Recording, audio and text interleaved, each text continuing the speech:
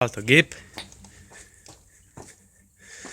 Látható, hogy igaz nagy a katymasz, de kivezetett a kondi, mert ott bent melegszik általában. Ezt meg leköszigeteljem. Azt le meg lesz. Ott a hátsó világítás kapcsoló, még azt is lefixálom.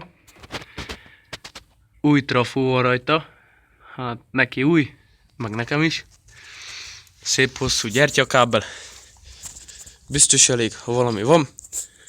Na, lássuk az első indítást, meg én is félek tőle. Erre hova tegyem azt a szart. Ide. Nyilván. Látszódik innen? Add a kezed, birka.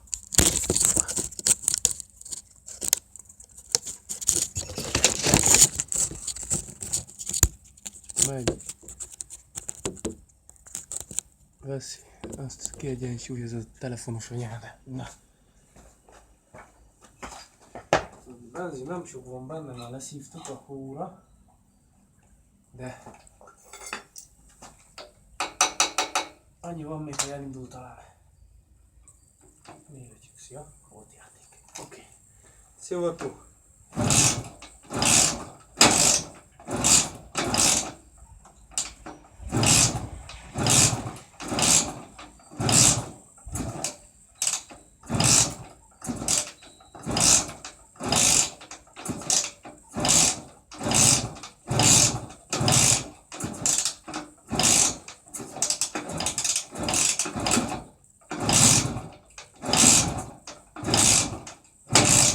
Jaj.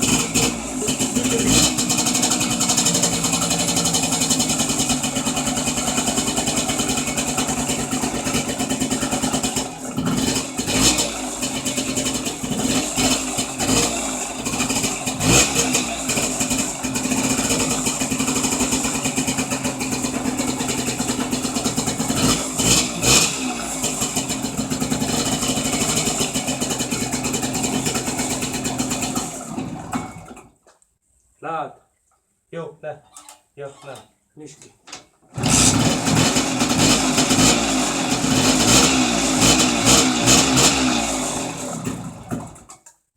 Na, úgy néz ki. Jó lesz. Benzin csak elzárjuk. Nem szívja meg magát, de hát ha.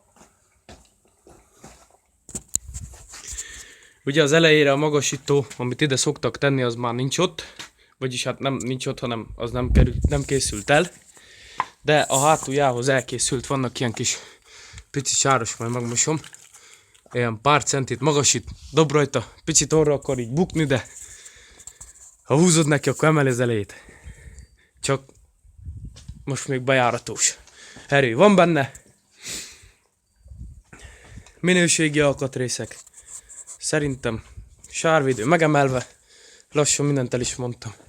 A standard meg megpróbálok beszélni a szomszéddal, hogy hát ha meghegeszthetem nála, ha nem, akkor sajnos nem bírom. Esetleg a közép standard odaadom hozzá, de az sajnos így, hogy meg van emelve, nem ér le. Csak ha lukban van valamelyik kerék, kátyúba állítod, akkor úgy leér.